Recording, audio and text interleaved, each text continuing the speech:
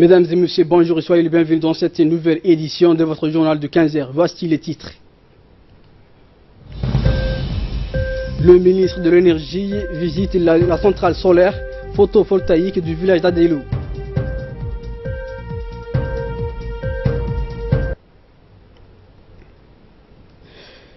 La troisième édition de la réunion ministérielle du Forum binational djibouto-américain s'est tenue hier au département d'État à Washington sous la coprésidence du ministre des Affaires étrangères et de la coopération internationale, porte-parole du gouvernement Mahmoud Ali Youssouf et de Tom Shannon, sous-secrétaire d'État pour les affaires politiques. La délégation djiboutienne qui prenait part à cet important dialogue politique comprenait également le ministre de la Défense, M. Ali Hassan Bardon, le ministre de l'Intérieur, M. Hassan Omar Mohamed, le ministre du Travail et de la Réforme administrative, M. Hassan Idriss Samrié, l'ambassadeur de Djibouti aux États-Unis, M. Mohamed Siad Douale, le président de la Chambre des commerces, M. Youssouf Moussa Douale, le président de l'autorité des ports et des zones franches, M. Aboubakar Omar Hadi, ainsi que de nombreux officiels venus de plusieurs départements ministériels et de l'ambassade. La délégation américaine, quant à elle, était composée de hauts responsables du département d'État, du département de la Défense, de l'USAID, du département du Trésor américain.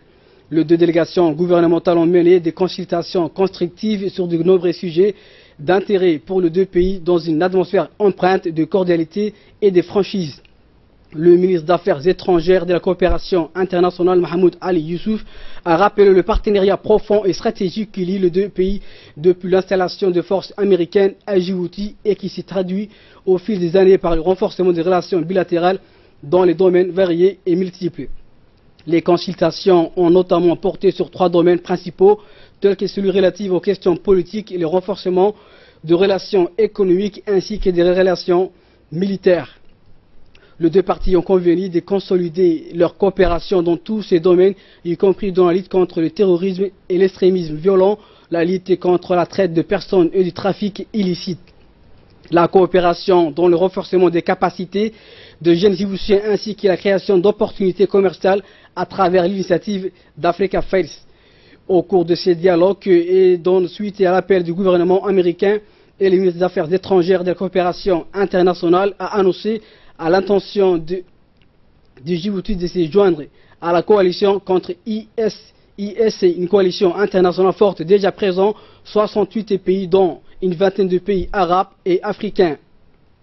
Dans les domaines économiques, les deux parties ont accueilli très favorablement l'intérêt manifesté par une des plus grandes banques américaines, Citibank, en vue d'ouvrir une succursale à Djibouti et ainsi de faire les traits d'union entre la plateforme financière de Djibouti avec l'un des plus grands centres financiers du monde.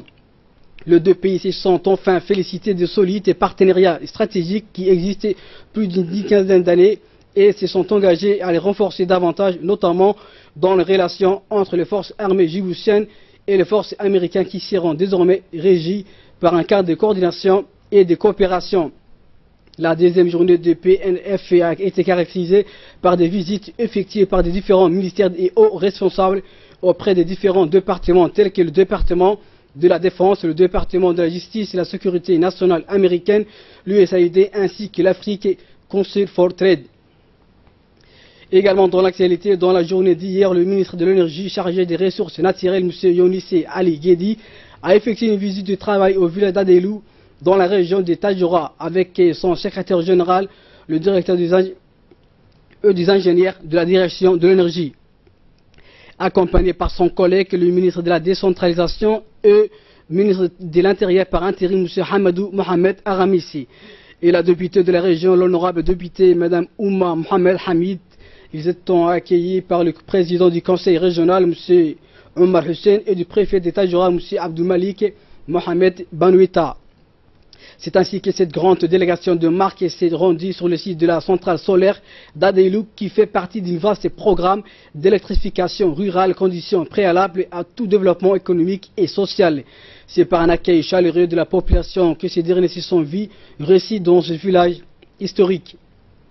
Suite à la visite des installations solaires, le ministre de l'Énergie chargé des ressources naturelles, M. Younisse Ali Guedi, s'est réjoui de voir que la seconde centrale solaire d'électrification ira de la République de Djibouti soit une opération et aussi bien entretenus par les personnels de la centrale qui ont assuré la maintenance et la réussite de celle-ci.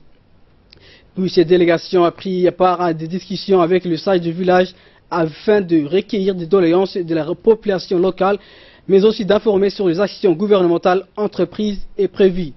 Il assure la population de la sous-préfecture d'Adelou de plein d'appui du conseil régional et de représentants des services déconcentrés pour la mise en place d'un système de gestion solidaire et participative. Il ajoute que la présence de l'association écologie du village d'Adelou, EVA, qui a fait ses preuves dans le développement local, est un atout supplémentaire pour vous aider à mieux vous approprier et à pérenniser la centrale solaire. Par ailleurs, répondant aux doléances des habitants d'Adelou et relatives aux contraintes de désengagement et d'accès au réseau Internet, le ministre de la décentralisation s'engage à être leur porte-parole auprès des départements ministériels concernant. Je compte, dit-il, dès la fin du mois de Ramadan, programme une mission conjointe avec mes collègues du ministère de la Communication, celui des Transports et leur staff technique pour apporter des réponses concrètes à vos attentes.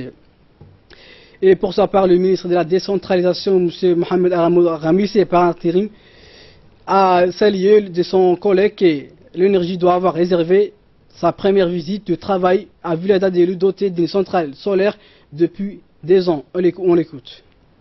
Aujourd'hui, nous sommes à Adelou. Je me suis déplacé avec mon collègue du ministère de l'Énergie qui a voulu vraiment voir à sa propre œil l'état d'avancement de ces centrales électriques au niveau de gestion, au niveau de toute évolution. On a constaté que quand même la population de ce village à la hauteur d'un bon entretien de ces centrales. On les a félicités et par la suite on a pu écouter la population en entier. Et sur place, déjà, le ministre de l'Énergie est convenu quand même à fournir les éléments de réponse concrets. Et personnellement, en ma qualité de ministre de la Décentralisation, j'ai choisi d'orienter l'ensemble des populations avec les collectivités territoriales, vraiment de veiller sur la question d'appropriation, de la pérennisation de cette mini-centrale dans laquelle le président de la République a voulu mettre en place pour mettre fin à la disparité, aux disparités qui est entre les villages, la ville urbaine et les villages ruraux. Donc tout bon développement passe par un dialogue social franc et honnête. Inch'Allah, j'espère, on peut aller au-delà. Le ministre de l'Énergie chargé des ressources naturelles a rappelé que ces programmes s'inscrivent dans la politique du village solaire qui consiste à doter toutes les régions du pays des centrales solaires et éoliennes initiées par le chef de l'État, son Excellence Ismaël Omar Guelleh, qui a élevé le programme énergétique dans l'énergie solaire au rang des priorités de son gouvernement. On l'écoute aussi.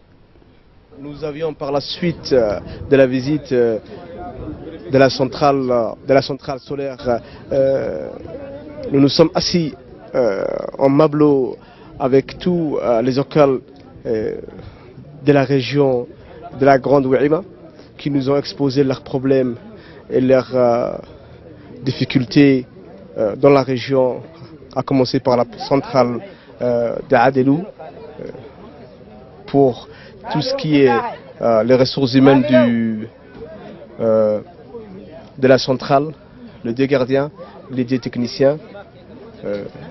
Nous avons exposé notre rapport, ce que nous voudrons faire par la suite pour la pérennisation de ce projet-là. Ceci étant que la première phase sera que on équipe de tout le logement du village d'Adelou avec des compteurs, les compteurs qui étaient avec nous, qu'on nous avait importés de Djibouti. Et les 50 premiers compteurs seront installés sur tout le logement d'Adelou, qui par la suite sera géré par un gestionnaire et les techniciens de la centrale.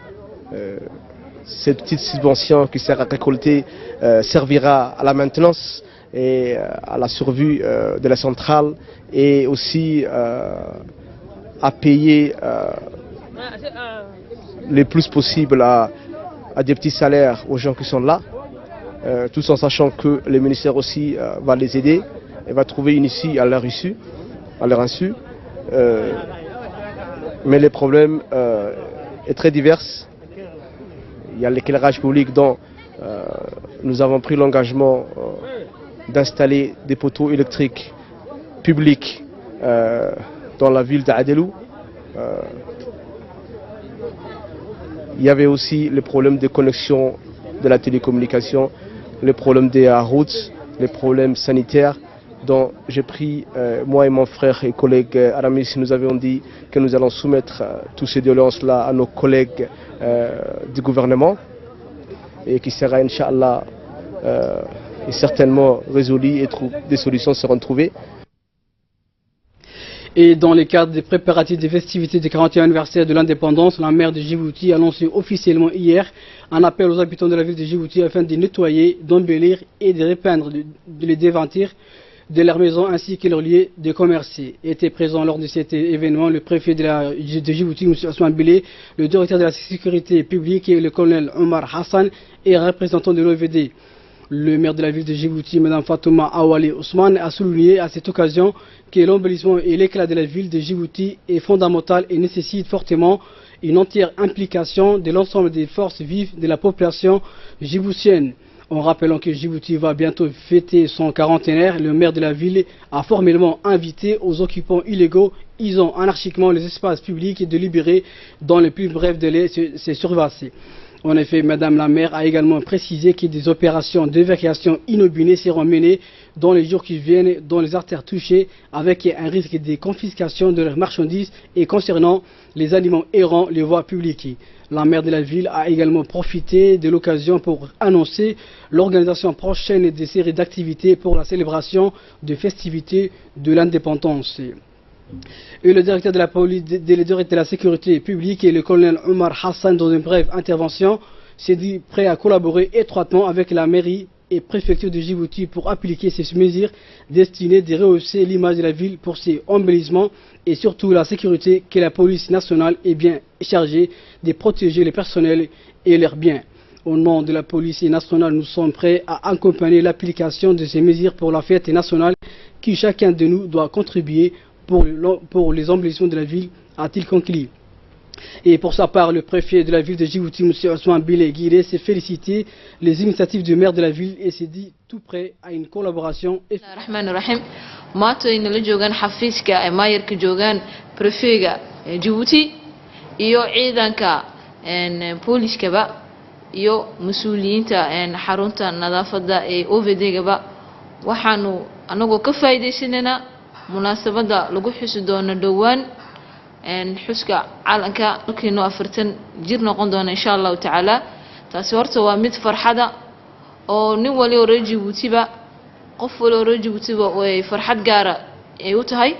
ta kale waxaanu rabnaa nin walba oo qof wali oo Djibouti ba inuu sidoo uga qayb qaadan lahaa xafladaasi 40 jirka calanka.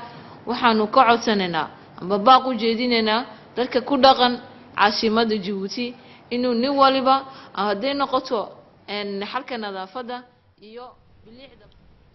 Le directeur de la sécurité publique, le colonel Omar Hassan, dans une brève intervention, s'est dit prêt à collaborer étroitement avec la mairie et la préfecture pour appliquer ces mesures destinées à rehausser l'image de la ville pour ses embellissements et surtout la sécurité que la police nationale est bien chargée de protéger les personnes et leurs biens. Au nom de la police nationale, nous sommes prêts à accompagner l'application de ces mesures pour la fête nationale que chacun de nous doit contribuer pour l'embellissement de la ville, a-t-il conclu.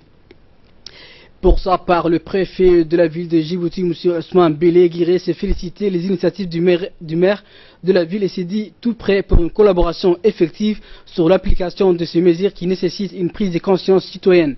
Concernant les animaux errants, les voies publiques, le préfet de la ville de Djibouti rappelle aux propriétaires des animaux que les règlements n'autorisent pas et la ville n'est pas une zone rurale d'où les animaux peuvent trouver des rations, mais une zone urbaine où on doit se mettre main à main pour l'embellissement de la ville afin de démontrer l'importance pour nous l'indépendance. J-39 pour les festivités de l'indépendance. Dans la réplique de 41 anniversaire, nous allons vous présenter aujourd'hui la première soirée organisée hier soir à la place Mahmoud Harbi, ancienne place Rambo. De 19h, la soirée a débuté avec une animation musicale avec l'accueil des invités dont la maire de Djibouti et son staff, les conseillers du président Ali Dato, les membres du comité de préparation du 41 anniversaire et les célèbres artistes djiboutiens Aden Farah Karchile, Oubeit Saïd et les troupes Khazali. La soirée répartie en 3 volets avec la présentation de l'histoire du pays en Somalie avec Aden Farah, suivi de diffusion de chants patriotiques, des danses traditionnelles et des quiz de l'histoire du pays a été organisée. Les bonnes réponses ont été récompensées par des récompenses remises par les officiers présents. Par la suite, la soirée de la caravane a été clôturée en beauté avec des démonstrations des arts martiaux suivies d'une chanson des Guessot.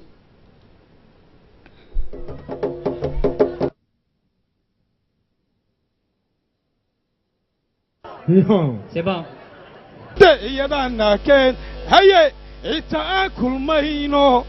kirkiyaan lahayney waa nooli kulanteen hawada jabuuti iyadana keentay inta aan kulmayno kirkiyaan lahayney waa nooli kulanteen waa nooli kulanteen.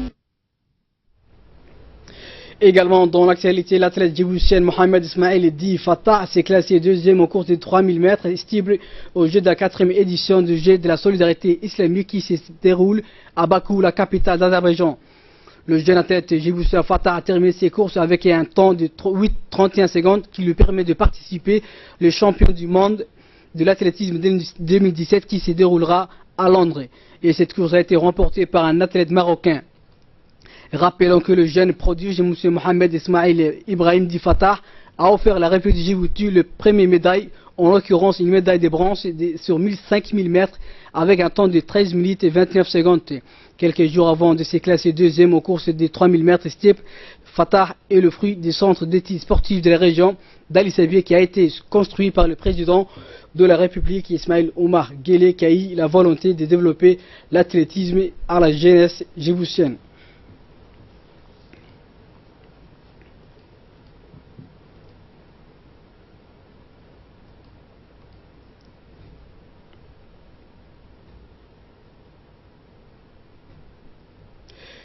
Et la finale du défi lecture s'est déroulée au sein de l'école de Dikil 1. Les élèves des établissements de base se sont affrontés depuis le début mai et à l'issue du match éliminatoire, c'est l'école d'Assaïla 1 et de Dikil 1 qui se sont qualifiés pour la finale. L'école de Dikil a remporté ces défis par un score sévère de 28-11. En dehors de l'aspect compétitif, cette activité s'est fait promouvoir la culture de la lecture à travers des contenus intéressants pour les élèves. La cérémonie s'est clôturée par la remise de prix aux gagnants.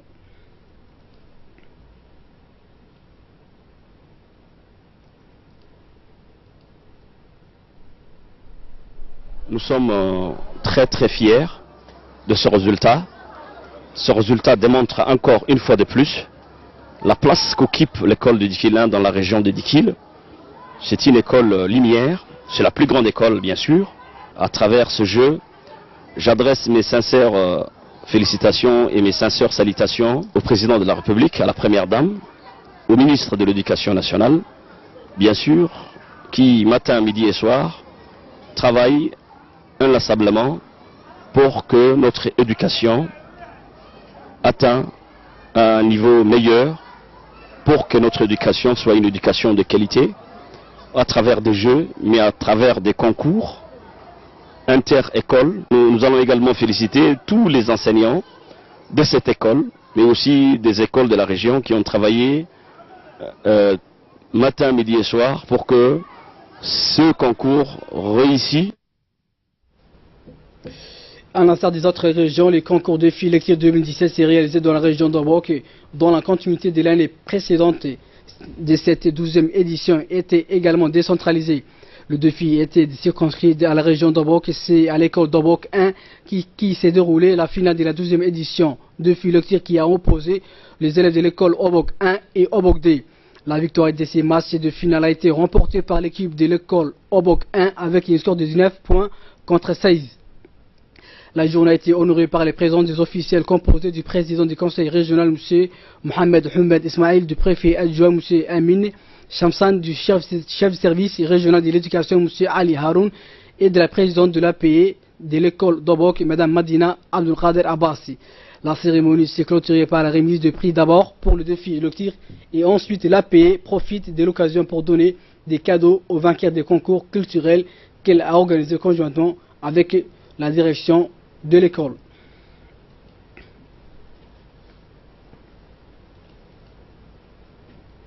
Je dirais que le défi de lecture, c'est une des multiples formes d'animation avec les livres dans une classe.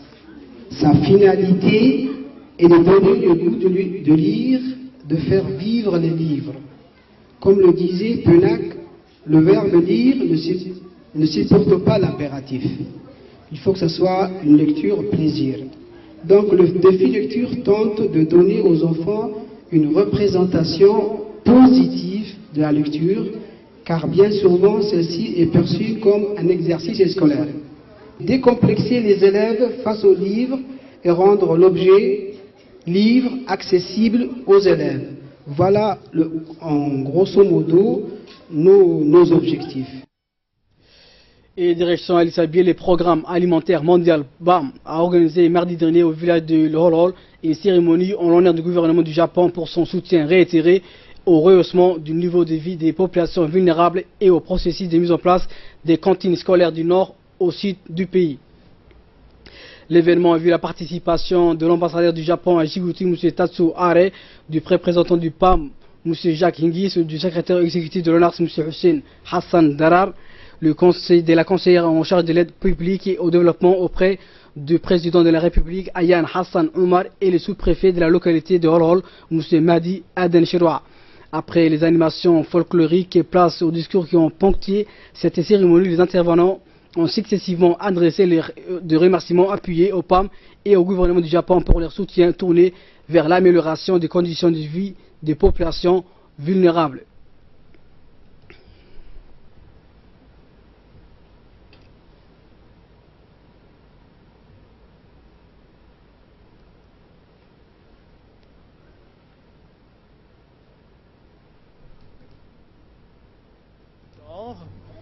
Un moyen d'augmenter le niveau de scolarisation et un important appui nutritionnel.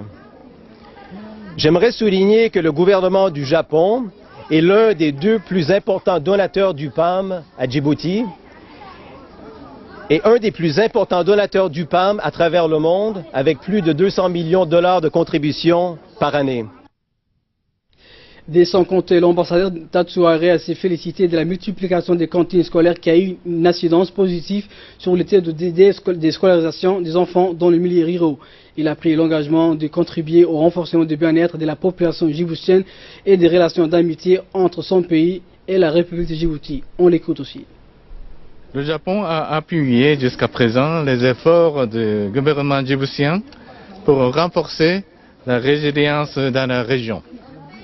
En partenariat avec le PAM, nous avons surtout conduit des programmes de cantines scolaires, assistance aux réfugiés ou des programmes d'alimentation nutritionnelle. En septembre dernier, le gouvernement japonais a décidé d'octroyer au PAM près d'1,4 million pour la contribution de vivres à Djibouti. Et tout récemment, en février dernier, le Japon a accordé une enveloppe de près d'1 million pour appuyer l'alimentation scolaire. Je me réjouis de voir de mes propositions en terrain de notre coopération, car le Japon a aussi travaillé avec la présidence pour la mise en place de programmes de cantines scolaires. Il est souvent dit que la mise en place de l'alimentation scolaire a permis l'amélioration du taux de scolarisation des enfants. Grâce à cette initiative, les opportunités d'éducation aux enfants sont plus garanties. Je suis fier de pouvoir apporter un appui à une telle initiative, car l'éducation est le fondement de l'épanouissement des individus et de la société. C'était l'essentiel de ce 15e. Merci à vous de l'avoir suivi, mais restez avec nous dans quelques instants. Les focus, juste après les focus, l'appel à la prière.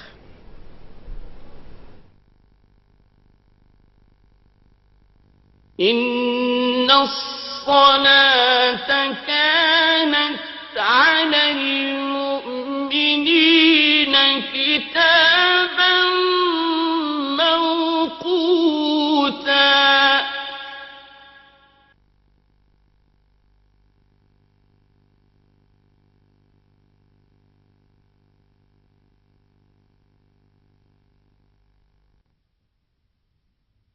الله أكبر الله أكبر الله أكبر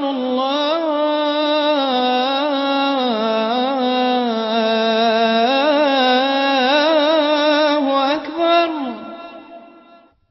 أشهد أن لا إله إلا الله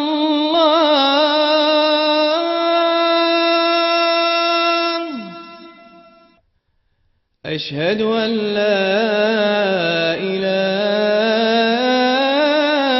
إلا الله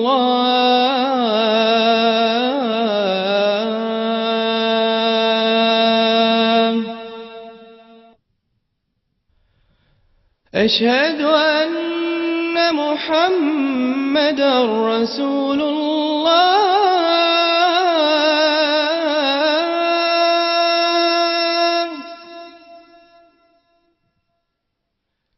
أشهد أن محمدا رسول الله.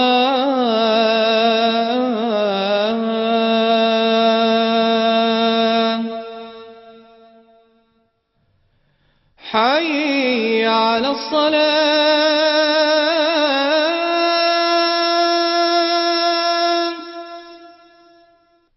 حي على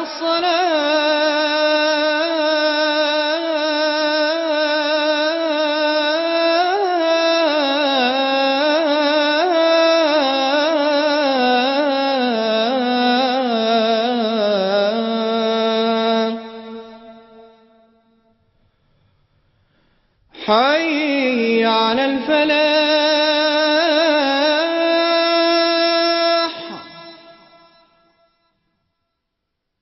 حي على الفلاح.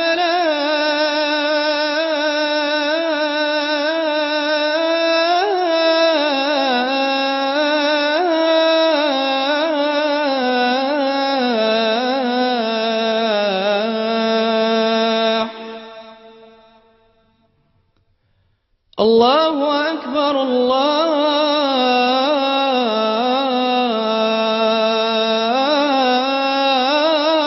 الله أكبر. لا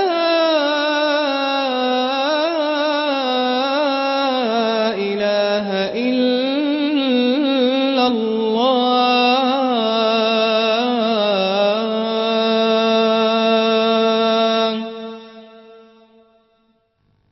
اللهم رب هذه الدعوة التامة والصلاة القائمة آت سيدنا محمدا الوسيلة والفضيلة وابعثه اللهم مقاما محمودا الذي وعدته إنك لا تخلف الميعاد.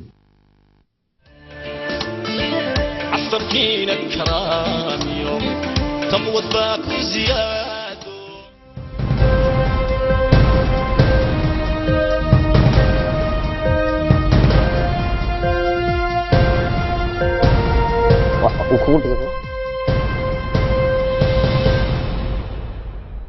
Place maintenant au focus avec nous sur ces plateaux. Samatar Saïd, bonjour Samatar. Bonjour Hossein. Donc qu'est-ce que nous avons préparé aujourd'hui? On a préparé pour les États-Unis, comme je vous le disais, place sur une liste noire financière 8 juges qui composent la Cour suprême vénézuélienne.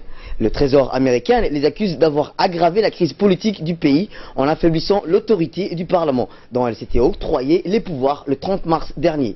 Le président américain Donald Trump a par ailleurs commenté la situation humanitaire au Venezuela lors d'une rencontre avec son homologue Juan Manuel Santos. Les gens n'ont pas assez mangé, les gens n'ont pas de nourriture, il y a une grande violence, nous ferons tout ce qui est nécessaire et nous allons travailler ensemble pour aider à régler cela. Ce qui se passe est vraiment une honte pour l'humanité, a déclaré le président américain. Le Venezuela est secoué depuis le 1er avril par des manifestations de violence dont le bilan s'établit désormais à au moins 46 morts. Plus que lors des précédentes grandes vagues de contestations anti-Maduro en 2014. La colère populaire est alimentée par la profonde crise économique et sociale frappant ce pays pétrolière, ruiné par la chute des cours de brut et frappé par des pénuries d'aliments et des médicaments. Merci Samantha Sarid pour votre analyse. Merci à vous de l'avoir suivi.